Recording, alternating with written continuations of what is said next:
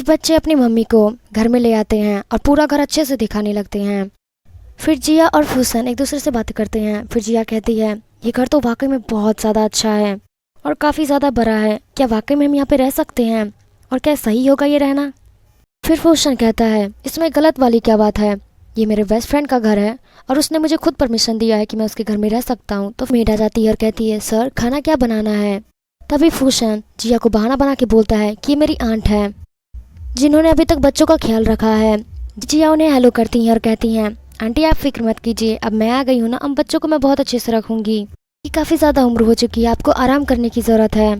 वो मेड तो सन को इशारा करने लगती है और कहती है, क्या ये सही रहेगा? फिर फूसन कहता है, हाँ बिल्कुल, आप जाके रेस्ट कीजिए, जिया सब संभाल लेंगी।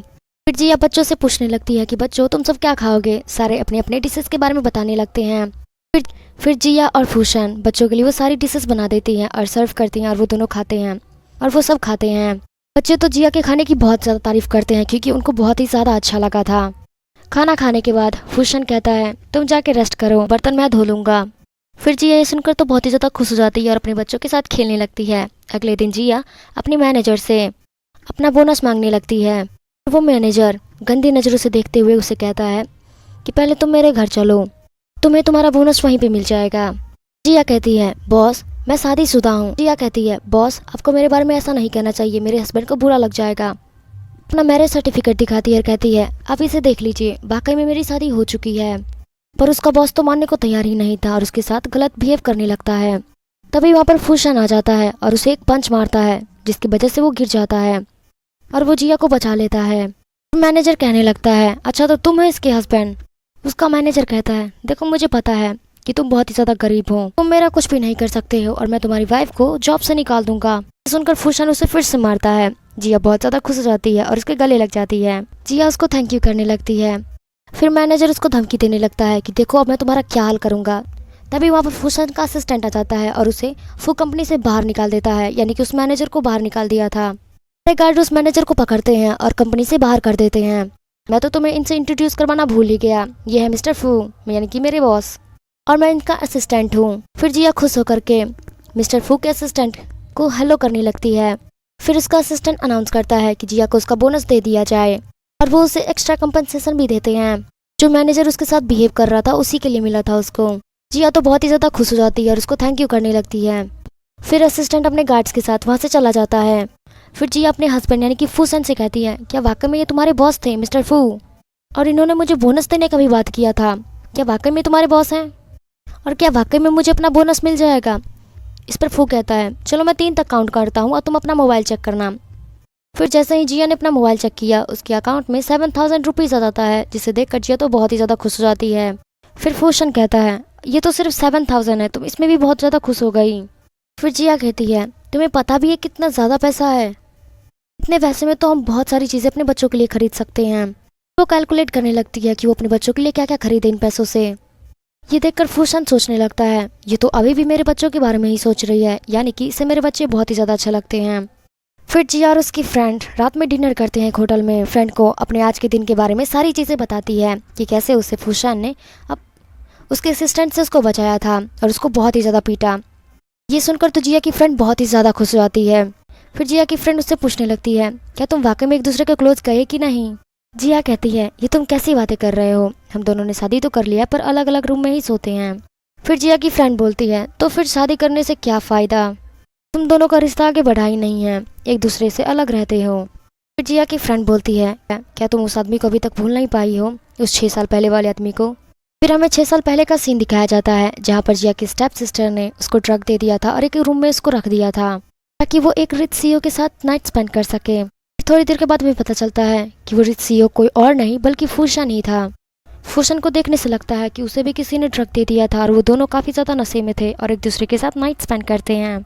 फिर जिया चिल्लाकर बोलने लगती है कि मुझे तो उस आदमी का शक्ल तक नहीं याद है कि वो कौन था, पर कहती है मुझे उसका शक्ल तो याद नहीं है पर मुझे एक चीज़ याद है, उसके चेस्ट पर एक क्रॉस का चिन्ह था। जिया की फ्रेंड कहती है, ये तो अच्छी बात है कि तुम्हें वो आदमी याद नहीं है और वैसे भी तुमने फूसन के साथ शादी कर लिया है तो तुम्हें अब अपनी लाइफ के बारे में सोचना चाहिए। तुम अपने फ्यूचर को देखो ना कि अपने पास्ट को। मैं चाहती हूँ कि तुम दोनों बहुत ही हैप्पीली रहो एक दूसरे के साथ और मुझे उम्मीद है कि तुम दोनों एक दूसरे के साथ बहुत हैप्पीली रहोगे, एक अच्छी फैमिली की तरह। अगले दिन हम तीनों बच्चों को देखते हैं जो बातें कर रहे थे कि हम मम्मी डैडी को एक कैसे करें, क्योंकि वो दोनों अभी तक एक दूसरे के साथ नहीं रहते, यानी कि वो अलग अलग कमरे में सोते हैं। ये दोनों मिलकर कुछ प्लानिंग करते हैं और कुछ खुफिया बातें सोच रहे होते हैं। फिर हमें रात का सीन दिखाया जाता है जिसमें जिया बच्चों के साथ ड्राइंग कर रही होती है। फिर जिया की बेटी पूछने लगती है कि मॉम, आपको कैसा घर पसंद है। फिर घर का नाम सुनते ही जिया को अपनी फैमिली याद आने लगती है, यानी कि उसको मेरे मॉम की तो कभी फिक्र हुई नहीं और आपने दूसरी शादी कर ली, जबकि दूसरी वाइफ तो पहले से ही प्रेग्नेंट थी, तब तो आपको कुछ नहीं लगा, और अभी मैं प्रेग्नेंट हूँ तो आपको बहुत ज़्यादा तकलीफ हो रहा है। तभी तभी जिया के तीनों सौतेले भाई बहन जिया के डैड को बोलते हैं कि डैड, इसको बाहर निकाल दीजिए। जिया ने उन सब से अपना रिश्ता तोड़ करके वहाँ से चली गई थी। सारी चीज़ें सोचने के बाद जिया बहुत ही ज़्यादा इमोशनल हो जाती है। जिया कहने लगती है कि मैं अब बहुत ही ज़्यादा खुश हूँ कि मैं तुम सबके साथ रहती हूँ। यहाँ पर फूशन आ जाता है और जिया कहती है चलो अब बहुत लेट हो चुका है, हम सब सोने चलते हैं। बच्चे फूशन से जिद करने लगते हैं कि डैड, हमें मॉम और आपके साथ सोना है। फिर फूशन कहने लगता है ऐसे कैसे जिद कर रहे हो तुम सब। फिर जिया कहती है रहने दो, ये इतनी छोटी सी बात तो है, क्यों हम एक साथ नहीं सो सकते। फिर हमें एक सीन दिखाया जाता है जिसमें बच्चे पांचों एक ही बेड पर लेट जाते हैं। जिया और फूशन दोनों कॉर्नर में लेटे होते हैं और बच्चे बीच में होते हैं।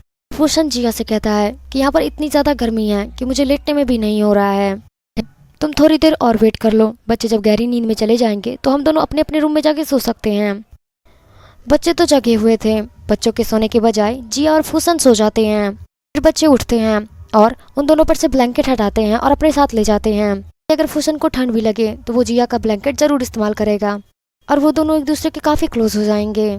फिर कुछ ऐसा ही होता है, सन को ठंड लग रही होती है जिसके कारण वो जिया के ब्लैंकेट में चला जाता है और जिया को पकड़ लेता है। जिया की आंख अचानक से खुलती है और उसको लगता है कि वो किसी कटे हुए चीज़ पर अपना हाथ रखी हुई है। फिर वो अचानक से देखने लग जाती है उसके कपड़े को हटा करके, कहीं वो क्रॉस का निशान तो नहीं है। ये देखकर फूशन कहने लग जाता है क्या कर रही हो तुम, क्या तुम मेरा फ़ायदा उठाने की कोशिश कर रही हो। तुम्ही ने कहा था ना कि हम सब साथ सोएंगे, मेरा ब्लैंकेट भी ले लिया और मेरे पास इतना आके सो गई।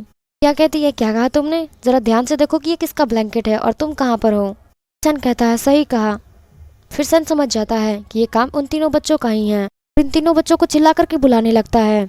फिर जिया डांटते हुए कहती है कि उन बच्चों पर क्यों चिल्ला रहे हो तुम, उन्हें ठंड लग रही होगी तो वो ब्लैंकेट ले गए। फिर जिया तो एकदम शेरनी बन जाती है और उसको नीचे गिरा देती है, कहती है अपना कपड़ा हटाओ, मुझे कुछ देखना है। फिर जिया तो किसी तरह उसका कपड़ा हटा देती है और वो निशान देख लेती है। वो देखती है कि ये क्रॉस का निशान तो नहीं है पर किसी न किसी चोट का निशान है।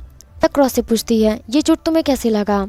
इस पर भूषण कहता है मुझे तो याद भी नहीं कि ये कब हुआ था, ये बहुत साल हो चुका है इस बात को। तो याद आता है कि जिसके साथ उसने नाइट स्पेंड किया था उसके सीने पर क्रॉस का निशान था। फिर जिया समझ जाती है कि ये वो आदमी है ही नहीं। फिर भूषण कहता है अगर तुम्हें देखना हो गया हो तो क्या तुम हटोगी अब। फिर जिया कहने लगती है क्यों, मैं क्यों नहीं तुम्हें टच कर सकती, मैं तुम्हारी वाइफ हूँ। फिर मेरा चाहे जितना मन हो मैं तुम्हें टच करूंगी, कोई फर्क नहीं पड़ता, तुम मेरे हस्बैंड हो और तुम मेरे हो। ऐसा करके उसके सीने को सहलाने लगती है। तभी वहाँ पर बच्चे आ जाते हैं और अपनी आंखों को बंद करने लगते हैं, बोलने लगते हैं अरे ये क्या हम बच्चों ने देख लिया। फिर जिया जल्दी से उठती है और कहती है बच्चों तुम सब जाके फ्रेश हो जाओ, मैं तुम लोगों के लिए एक बहुत अच्छा नाश्ता बनाती हूँ।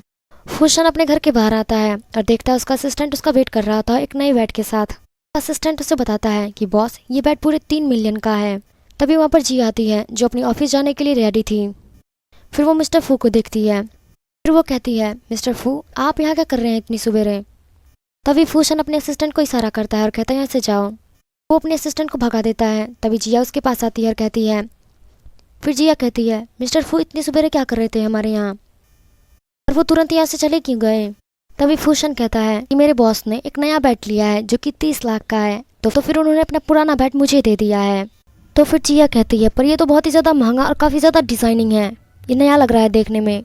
तो फिर फूशन कहता है ऐसा हो ही नहीं सकता। तो जिया बोलती है मुझे पता है, मैं एक डिज़ाइनर हूँ। फिर जिया कहने लगती है कि मुझे समझ में नहीं आता तुम्हारे बॉस तुम पे इतना ज़्यादा मेहरबानी क्यों करते हैं, उन्होंने अपना इतना महंगा बेड तुम्हें दे दिया। फिर फूशन कहता है कि मेरे जैसे एम्प्लॉय को इतना महंगा गिफ्ट तो नहीं दे सकते हैं, हो सकता है कि ये फेक हो। पर बच्चे आ जाते हैं जो अपनी मम्मी को जिद करने लगते हैं कि मम्मी हम भी आपके साथ चलेंगे। फिर जिया मान जाती है और कहती है चलो मैं तुम लोगों को अपने स्टोर में लेके चलूँ, लेकिन वहाँ पर शरारत करोगी तो फिर मैं तुम्हें वापस ले आऊँगी। फिर बच्चे मान जाते हैं और जिया भागते हुए उन बच्चों को लेकर चली जाती है। फिर सन सोचता है कि ये लड़की तो वाकई में बहुत ही ज़्यादा मेहनती है और मेरे बच्चों के साथ कितना अच्छा बिहेव करती है, मुझे इसके लिए एक बहुत ही अच्छा जॉब देखना चाहिए। जो इसके काम के हिसाब से इस पर सूट करे। जिया अपने बच्चों के साथ उस स्टोर में होती है, तभी वहाँ पर उसकी स्टेप मॉम और उसकी स्टेप सिस्टर आ जाती हैं। यहाँ पर उसकी स्टेप मॉम और उसकी स्टेप सिस्टर उसका काफी ज्यादा मजाक उड़ाती है। स्टेप सिस्टर कहती है, तुम तो